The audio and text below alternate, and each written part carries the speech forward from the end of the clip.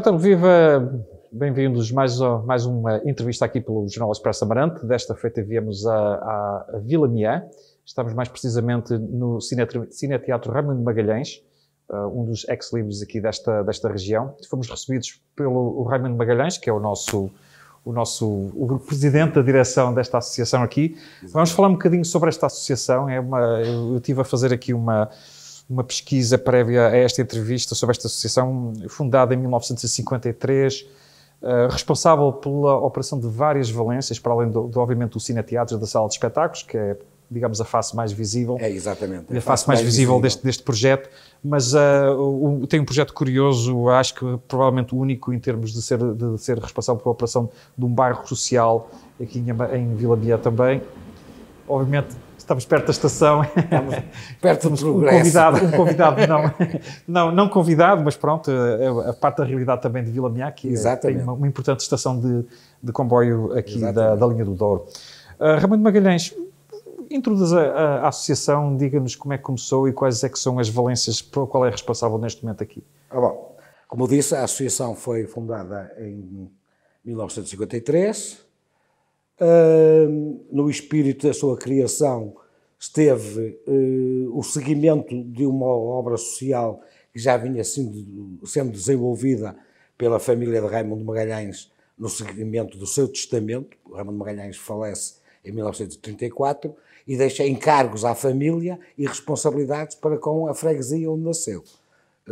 Para além de deixar outros legados, como a escola primária, foi ele que construiu, que a deixou, a igreja, ele deu a indicação e a família concretizou, já depois da morte dele, a construção da igreja, cuja obra havia parado, e tinha um programa social, apoio, tínhamos a cantina da escola primária aqui da freguesia, era paga pela herança de Raimundo Magalhães, funcionou até 1970 e deixou de funcionar por imposição do governo. Na primavera marcelista, o ministro Veiga Simão, ministro da Educação, encerrou todas as cantinas escolares que eram financiadas por particulares, para dar uma ideia de que o Estado, a nova era marcelista, que era diferente e que era próspera e que não precisava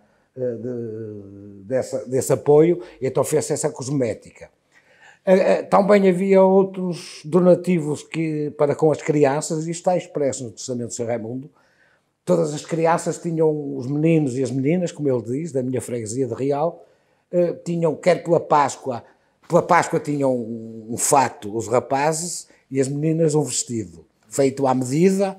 Eu ainda lembro, era miúdo, de ir lá o alfaiate e a costureira à casa, e os miúdos da escola, para lhes tirar as medidas, os mais necessitados, obviamente, mas que eram muitos na altura. Estamos a falar numa época em que, para as gerações atuais parece estranho, mas não havia segurança social, claro. Não havia reformas, não havia apoios sociais, e então esta herança e este desejo de Raimundo Magalhães veio colmatar durante muitos anos uma deficiência que o Estado não conseguia suprir, ou não supria, e não supriu em todo o país. Nos anos 50, António Pinto Marques, que era casado com uma sobrinha de Raimundo Magalhães e que era um dos herdeiros, por imposição de Raimundo Magalhães, da sua vontade, juntamente com outros amigos de Vila Miã, tiveram a ideia de construir uma associação que tivesse essa responsabilidade social, ou melhor, era organizar sob a forma de associação toda essa responsabilidade social e, simultaneamente, um projeto muito ambicioso, que era a construção de um edifício onde se pudesse ter atividades culturais. Na época era zero, e, para além disso, um bairro para famílias necessitadas. E assim nasceu a Associação de Beneficência de Vila Miã, e o seu mentor final, fundador, António Pinto Marques, foi ao Brasil em 1951, junto dos herdeiros de Raimundo Magalhães, que tinha deixado, como disse, uma grande herança empresarial e pujante ainda na época, muito pujante. E então, eu sei essa história, de ouvir contar, até pelos próprios ainda, que o presidente do Conselho de Administração, que era o filho de Raimundo Magalhães, Elísio Pereira Magalhães, no ano de 1951, determinou que na distribuição pelos associados das múltiplas empresas, pelos acionistas das múltiplas empresas, houvesse a retenção de um dízimo para contribuir para a construção desta obra em Vilamiá. Muito bem. Portanto, o Sr. Pinto Marques trouxe o dinheiro que chegou para construir o Cineteatro, o Estado deu algum apoio, nomeadamente na logística. O projeto é da responsabilidade do Estado. O arquiteto que concebeu aqui o edifício era o arquiteto do regime para obras deste género, razão pela qual a arquitetura do edifício é uma arquitetura típica do Estado Novo, não é? Era o arquiteto Aral Chaves. A obra foi construiu-se de 1953 a 1957, construiu-se este edifício e, em simultâneo, um bairro com 30 habitações sociais. Estamos a falar em 1957 do século passado, não é? Nem se ouvia falar de habitação social naquela altura, imagino eu. Exatamente. E muito menos de um cineteatro. Portanto, este bairro ainda existe hoje. Portanto, isto é uma valência para a qual a Associação está responsável. A Associação é proprietária do bairro e é responsável pela gestão e procura-se que os beneficiários sejam exatamente cidadãos, pessoas, famílias que tenham necessidade de habitação social. Mas isso enquadra-se em alguma... Portanto, estamos a falar aqui de um investimento privado, de uma certa forma, mas enquadra-se também em algum tipo de atividade, digamos, a nível municipal? Ou opera independentemente? Há regras para a operação deste tipo de... Não, opera independentemente. Para mim é um bocado... Não, opera independente. A associação é uma associação de direito privado, não é? Sim, sim.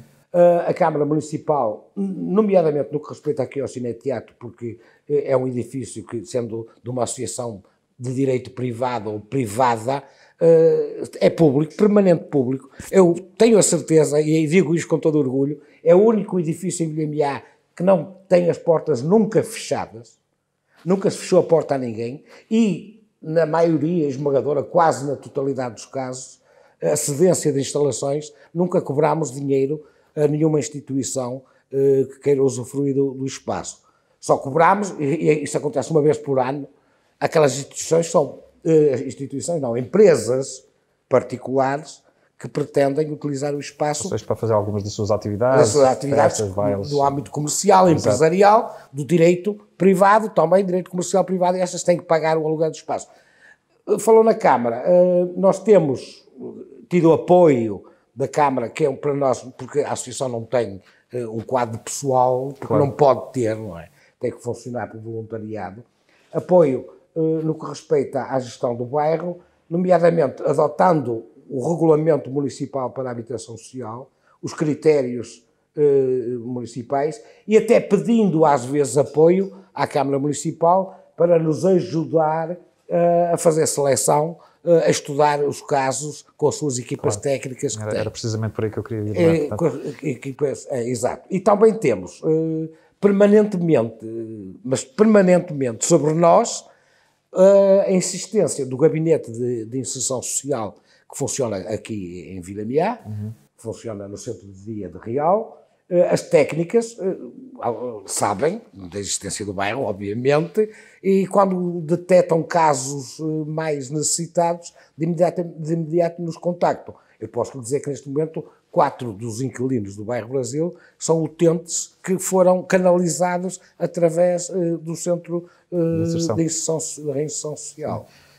Tem uma atividade social, portanto, bastante importante aqui. Ainda temos outra atividade que também não é valorizada, a não ser pelos próprios, que escondem muitas vezes vergonhosamente, claro, que é bolsas de estudo, não é?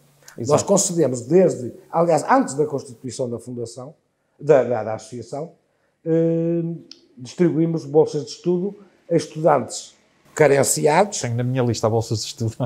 Estudantes carenciados, que tenham muito bom aproveitamento escolar e que não cessem no seu currículo, na progressão, que não chumbem, como claro, se costuma dizer.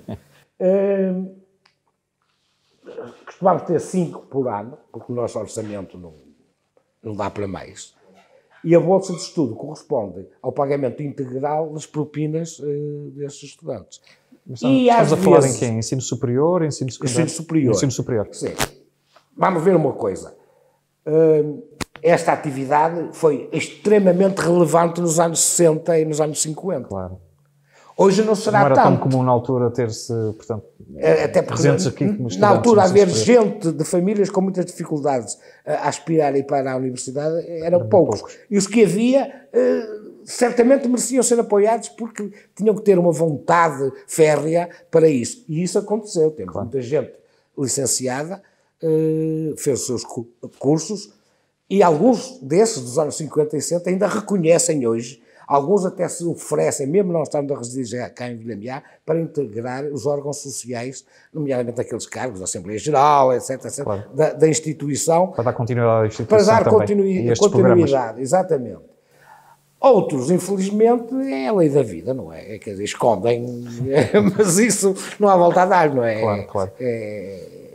Hoje estamos a falar estou-me a repetir, mas de situações completamente estranhas. Eu só gosto de repetir estas coisas porque as gerações atuais não imaginam o que era no tempo dos avós deles. Claro, viver sem o apoio do Sem o Estado apoio que temos de hoje em nada. dia, esta rede de apoio que há. Isto já não tem nada a ver com a associação, mas tem ao mesmo tempo. Imaginar-se que as pessoas que trabalhavam no campo, que era a grande maioria, e até as que trabalhavam em algumas empresas, chegavam ao fim da vida da reforma. A reforma coincidia com um momento em que não tinham força física para trabalhar e que iam para casa e não recebiam nada de apoio nenhum de lado nenhum. Quer dizer, só era a família ter o suporte familiar, essas pessoas teriam morrido, digamos, completamente abandonadas, não é? E essa é a preocupação da associação, porque também já agora nas atividades da associação, durante muitos anos, e até 2003, a associação distribuía também mercearias para a alimentação, os básicos, o arroz, as batatas, o azeite, etc. Mensalmente, tínhamos contratualizado com várias mercearias, e eu quero repetir aqui para quem nos ouvir que seja jovem, que as mercearias eram aquelas coisas que foram precursoras de supermercados. Não é? Claro. Agora já não se sabe. Já estão a voltar. Já estão a voltar, graças a Deus. As mercearias estão a reaparecer aqui em Amarante, por acaso é interessante. E tínhamos contratualizado com várias mercearias, prontos. Eu lembro-me que quando terminámos, quando quando suspendemos para clarificar, eram 38 famílias que eram apoiadas e que iam buscar todas as semanas os alimentos Entretanto, esse tipo de apoio já não é... Já não tem justificação, a não ser em casos pontuais. Não é? Claro. Há casos pontuais que pode ter. Pelo que eu vejo, esta vertente fortemente social aparece numa altura, desta associação, aparece numa altura em que realmente não havia apoios nenhuns do Estado. Obviamente, hoje em dia estamos numa situação completamente diferente, não é? É um paraíso. Continua a haver argumentos para a existência de uma associação de beneficência em pleno século XXI? Continua para... Há muita miséria encapotada, como se costuma dizer, não é? Para haver a percepção. Nós, por exemplo, temos outro apoio que damos pontualmente. Nós, se abrimos uma candidatura por edital ou por aviso de que vamos dar um apoio qualquer, aparecem-nos logo a concorrer os não necessitados, claro. Por acaso, os habilidosos. Claro. Nós temos um protocolo quase que informal, não é formal, é informal. Por exemplo, no centro de saúde, quando os médicos detectam que há alguém que não está a fazer a medicação porque os médicos se apercebem que é por escassez financeira, dão-nos a informação e a gente tem tentado suprir essas condições. Agora, o mundo hoje é completamente diferente. É diferente. Mas, obviamente, agora temos uma questão, já vamos no terceiro ano de uma pandemia que também veio pôr a descoberta algumas destas situações. Vocês, como associação de beneficência e com esta vertente social, sentiram alguma mudança, sentiram a necessidade por parte da população de alguns dos vossos serviços, pouco mais do que antes? Não senti. Eu acho que aquilo que eu vou dizer pode ter interpretações políticas, porque é política tudo aquilo que é social, não é? Acho que o governo português, o governo da República, teve um complemento na assistência às famílias que foram atingidas pela pandemia, que foi notório, e o Estado não portou-se muito bem. Estamos a falar do Estado a trabalhar a todos os níveis, eu lembro que... Mas trabalhou muito bem. Muitas vezes não acontecem os apoios porque a informação não chega. há pessoas que não conseguem ser informadas, não aceitam ser informadas, ignoram informação de qualquer maneira e têm que ser alertadas para a possibilidade. Muitas vezes vêm-nos solicitar determinado tipo de apoios para os quais a gente sabe que existem mecanismos legais e para isso foram criados do Estado e do município, por exemplo, o Fundo de Emergência Municipal, e eu tenho dado essa informação. Olha, isso enquadra-se perfeitamente no espírito e na letra do regulamento municipal, devem ir à Câmara, até porque a Câmara, as câmaras em geral, têm uma equipa técnica com qualidade, bem qualificadas para avaliar as situações, porque as situações têm que ser sempre bem avaliadas e por informação por fora, como se costuma dizer. Eu costumo dizer que eu não gosto de me deitar e ter a impressão na minha cabeça de que fui injusto em alguma coisa. E, portanto, a gente procura informar-se da realidade, porque as pessoas, os humanos, pronto... Obviamente há esta vertente fortemente social, também esta associação, através deste edifício, este Cine Teatro também tem sido um movimento de promoção da cultura aqui em Vila Mié. Eu, ao ler a história, o historial, há uma lista de eventos, de coisas que aconteceram aqui em Vila Mié, em que o Cineteatro é central, onde se escreveu a primeira ata, onde se escreveu a ata para a Fundação dos Bombeiros de Vila Mié, onde... A Associação Empresarial de Vila Mié, a Associação Empresarial, o Atlético Clube Vila Mié, a equipa de futebol foi fundada. Atenção, o Atlético não foi fundado aqui, porque o Atlético é anterior à Associação de Beneficência de Vila Mié. O Atlético foi fundado em minha casa, por acaso. A escritura foi feita lá. Mas...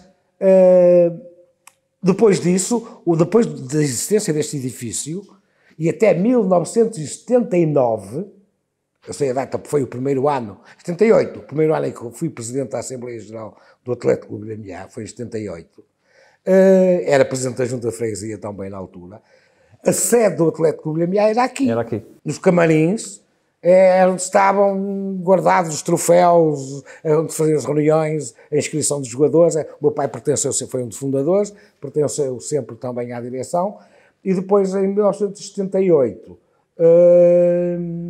até 82 fez-se uma obra no estádio, no campo de jogos antigo, e passaram para lá a sede. E erro que eu já previa, pegaram nos troféus que estavam aí todos guardados nos camarins, expostos, e levaram-os para lá e desapareceram quase que 100%. Mas o centro, portanto, isso sempre foi o centro da vida de Vila Mié? Creio que sim. De uma certa forma girou sempre aqui à volta deste cineteatro? Sim.